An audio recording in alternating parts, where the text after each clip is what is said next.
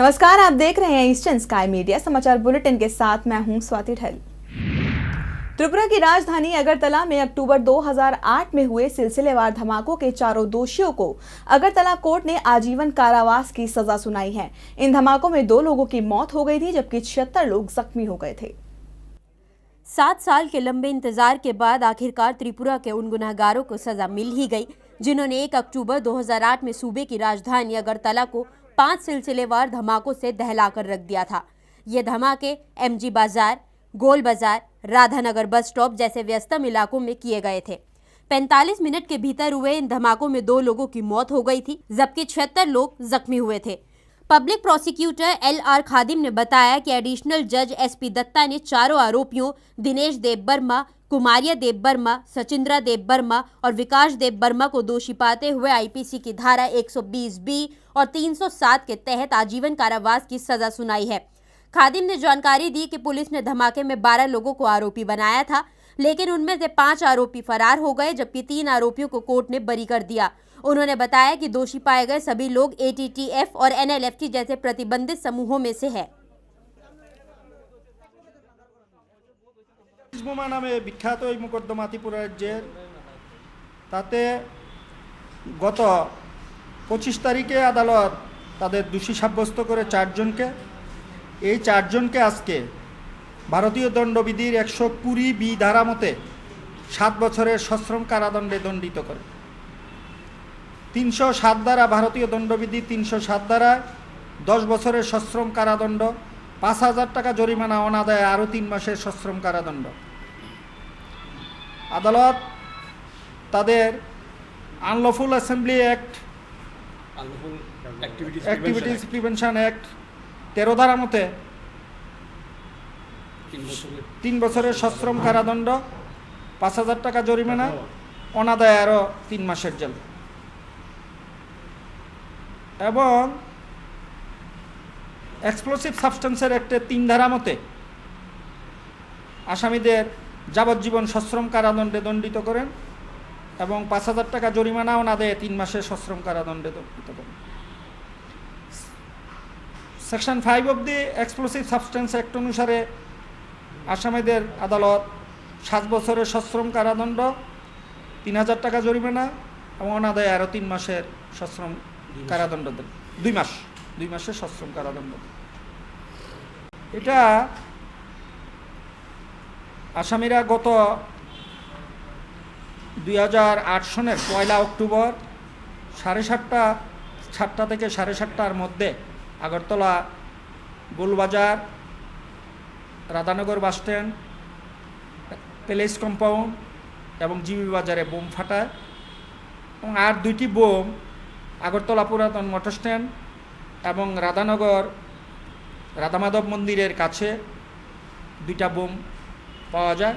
একটা 1 তারিখেই পাওয়া যায় আর একটা 5 তারিখে পাওয়া যায় এবং সমস্ত তদন্ত শেষে মোট 7 জনের বিরুদ্ধে চার্জশিট আদালতে দেন।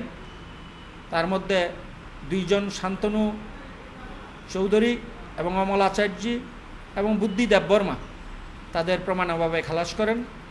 কিন্তু এই মোকদ্দমার অন্যতম আসামিদের মধ্যে শচীন্দ্র দেববর্মা, কুমারিয়া দেববর্মা, বিকাশ দেববর্মা, দীনেশ দেববর্মা এই তাদের আজকে এই সাজা প্রদান করেন।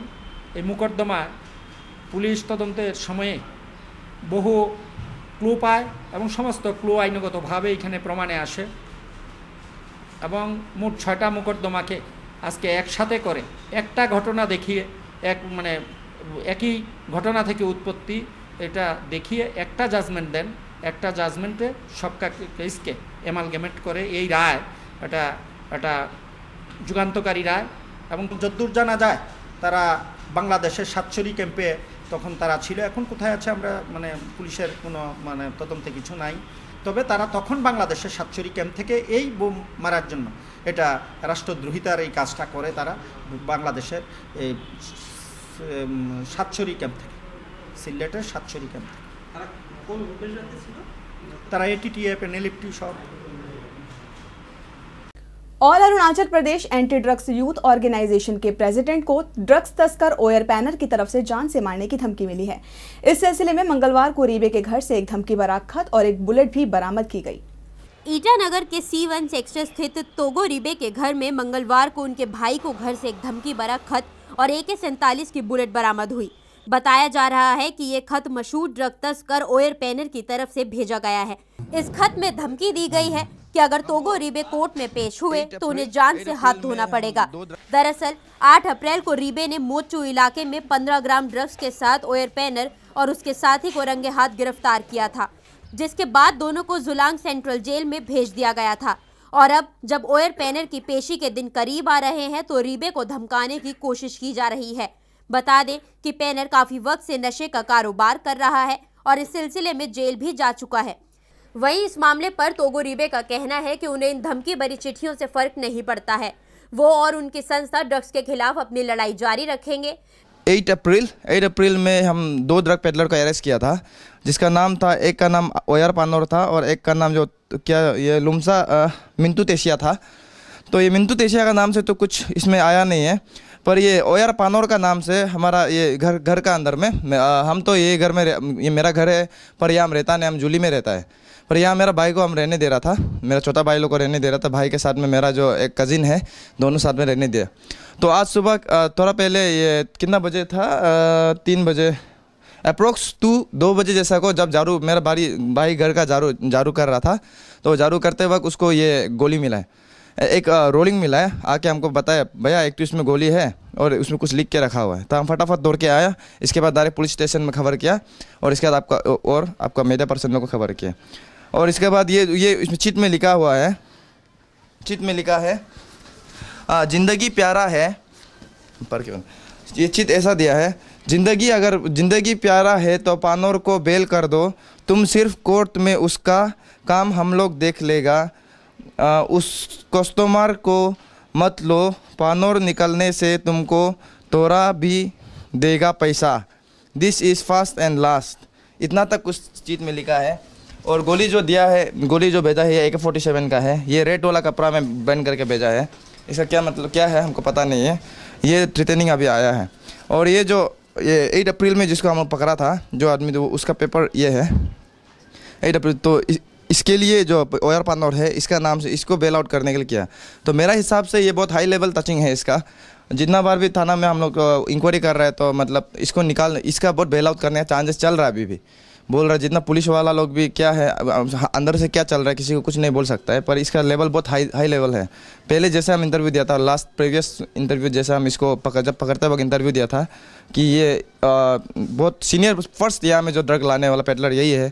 इसके बाद बीच में गायब हो गया था, अरेस्ट हुआ था। उस वक्त भी हमने कुछ ये करके प्लान करके उसको अरेस्ट कराया था। उस समय उसने अपना ये हाई लेवल से उसमें निकल गया। इस बार भी वो यही ट्राई कर रहा है कि वो हाई लेवल से वो करके निकल जाएगा। अभी उसका कोशिश नहीं हो रहा है, तो अभी ये हमको ट्रेनिंग देने के लिए ये अपना AK-47 का गोली और इसके बाद ये चिट लेके हमको वो लोग किसी के थ्रू से भेजा है। कैसा भेजा है पता नहीं हमको। मेरा छोटा भाई जो इधर ये क्या बोलता है, इसका नीचे से निकल के हमको बताया। तो अभी बस उतना ही है। अभी ये केस को हम पुलिस को सीधा बता दिया। पुलिस अभी ये केस में क्या वो करता है वो देखता है अभी। तो हम अभी और ये करेगा। इतना तक हम लोग सोसाइटी के लिए इतना काम कर रहा है, अपना जान को रिस्क में लेके काम कर रहा है। आज तो मेरा घर में गोली तक आ गया, कल हमको लग सकता है गोली। तो हम ये अपील करेगा, सिर्फ ये हमारा होम मिनिस्टर से लेके ये जितना लॉ एनफोर्सिंग डिपार्टमेंट है, मेरा सिक्योरिटी के लिए आप लोग देना पड़ेगा।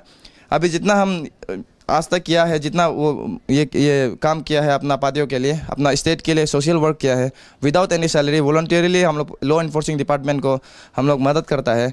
जाके ये क्या बोलते कल्प्रिट्स लोग को हम लोग नेप करने के पकड़ने के लिए, जो पेडलर से पकड़ने के लिए मदद करता है।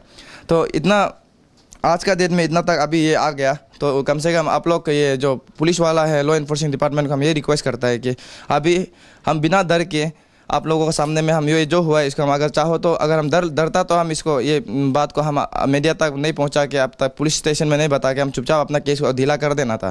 पर जो वो ये जो सज़ा का हकदार है वो आदमी है, उसको सज़ा मिलना है, तो उसको वो मिलने के लिए उसके लिए हम ये चीज़ को बता रहा है। अभी मेरा रिक्वेस्ट है कि आप लोग सब जो भी हो, ये मीडिया पर्सन का थ्रू से भी आप लोग का लॉ एनफोर्सिंग डिपार्टमेंट जो भी है, अभी मेरा सिक्योरिटी का ख्याल आप लोग रखना पड़ेगा। अगर हमको कुछ होगा तो वो आप लोग का ऊपर है। हम जो भी किया, जैसे भी किया, सोसाइटी के लिए किया, ना अपना सेल्फ बेनिफिट के लिए किया। आज का डेट में इतना तक मेरा घर में AK-47 का गोली आया, तो वो बस उतना ही हम बोलना चाहते हैं। वहीं ईटानगर पुलिस स्टेशन में केस दर्ज कर लिया गया है। थाने के ओसी टी बेग ने रीबे की सुरक्षा का आश्वासन देते हुए कहा कि वो इस मामले में गवाहों को प्रभावित नहीं होने देंगे। Togo Rebe is the complainant of the case, NDPS case, which was registered earlier, I think 2 weeks ago. And both the accused, those who are habitual in peddling drugs, they were arrested. Now Togo Rebe is being threatened, is being influenced, so that he do not depose his statement before the court. That is the only case. We will ensure that both the accused they do not get bail at this moment. They will be. We'll ensure that they will be convicted. Now we will Togo. We will surely provide him security, and we will be in touch with him, and we will ensure that he is secure. Arunachal Pradesh में विपक्षी दल people's party of Arunachal का कहना है कि वित्तीय संकट का सामना कर रही प्रदेश सरकार जल्द ही गिर सकती है। पीपुल्स पार्टी ऑफ अरुणाचल के अध्यक्ष काफा बेंगिया ने एक बैठक के दौरान कहा कि मुख्यमंत्री नाबम तुकी के नेतृत्व वाली सरकार जल्द ही गिर सकती है। बेंगिया ने कहा कि तुकी के असंभव वादों की वजह से वो सभी संगठन सरकार से नाराज है, जिन्होंने पूर्व मुख्यमंत्री जारबोम गामलिन की सरकार को हटाने में तुकी का साथ दिया था। वित्तीय अनियमितताओं से जुड़े 3 गंभीर मुद्दों को उठाते हुए बेंगिया ने राज्य सरकार से पूछा है कि सरकार ने सार्वजनिक वितरण प्रणाली के कॉन्ट्रैक्ट उन कॉन्ट्रैक्टर्स को क्यों दिए हैं जो भ्रष्टाचार में शामिल थे। बेंगिया ने ये मुद्दा उठाते हुए बड़ा घोटाला होने की आशंका जाहिर की है। उन्होंने राज्य में वित्तीय संकट का मुद्दा उठाते हुए पूछा है कि प्रदेश सरकार केंद्र सरकार को इतनी बड़ी राशि की सहायता लाने में सक्षम क्यों नहीं है। वहीं पीपीए ने मांग की है कि राहत विभाग के रिकॉर्ड की जांच की जाए। बता दें कि बीजेपी और पूर्व वित्त मंत्री कालिखो ने भी राज्य सरकार पर पुनर्वास और राहत कार्यक्रम के तहत राज्य को मिलने वाले सरकारी धन की हेराफेरी करने का आरोप लगाया था। उन्होंने कहा था कि जॉब मेले से जुड़ी कई रिपोर्ट से भी फंड के दुरुपयोग किए जाने की बात सामने आई है, जिसकी जांच होनी चाहिए। अरुणाचल बुलेट क्लब ने बुधवार को तवांग कॉलिंग राइट के नाम से बाइक रैली निकाली। खेल और युवा मामलों के संसदीय सचिव लीखा साया ने रैली को हरी झंडी दिखाकर रवाना किया। कल से आयोजित होने जा रहे तवांग महोत्सव के उपलक्ष्य में ये रैली निकाली गई थी। ईटानगर के आकाशदीप से गृह, खेल और युवा मामलों के संसदीय सचिव लीखा साया ने अरुणाचल बुलेट क्लब द्वारा आयोजित की गई रैली को हरी झंडी दिखाकर रवाना किया। कल से शुरू होने जा रहे तवांग महोत्सव को प्रमोट करने के लिए इस रैली का आयोजन किया गया था। बाइक रैली में 50 से भी ज्यादा बाइकर्स ने हिस्सा लिया था। लीखा साया ने अरुणाचल बुलेट क्लब की सराहना करते हुए कहा कि राज्य में पर्यटन को बढ़ावा देने के लिए क्लब बेहद ही महत्वपूर्ण भूमिका निभा रहा है। इसके साथ ही लीखा साया ने लोगों से आग्रह किया कि वो राज्य सरकार की विकासात्मक गतिविधियों में राज्य सरकार को सहयोग करे। बता दें कि कल से शुरू होने जा रहा तवांग महोत्सव रविवार तक चलेगा।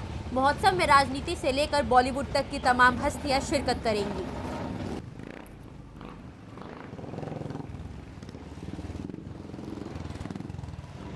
Since you all know that we have a lot of potential, tourism potential in our state, and Bullet Club, the most famous club. Since Bullet Club, we mean service to men is service to God. So since Bullet Club, we are doing a novel job and novel cause. So they are going to promote the tourism in our state. First of all, in our state, we need to learn how to welcome the guest, because we are blessed with the nature. God has blessed us with the nature and with the beautiful landscape.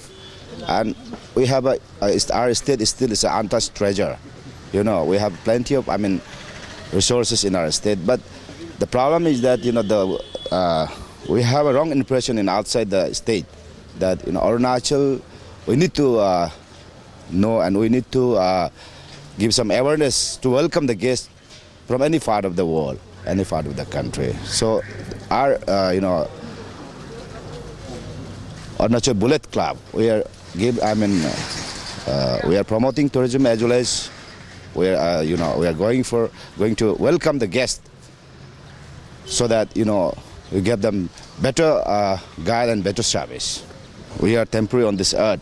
So before we leave this earth, let's serve one another, help one another, and support one another. And let's work together, and let's work together to achieve the goal and destination. And Arunachal, since we are blessed with a beautiful state and beautiful landscape, let's work together to let Arunachal be the #1 state in our country.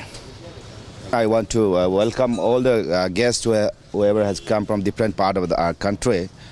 Since we belong to from the same family that is India. India is our country, so I would like to invite them again for the days to come. So I once again welcome them from my inner core heart to my state, to our state, and I wish all of them for a happy and safe journey ahead. Thank you very much. खबरों के इस अंक में फिलहाल इतना ही। नमस्कार।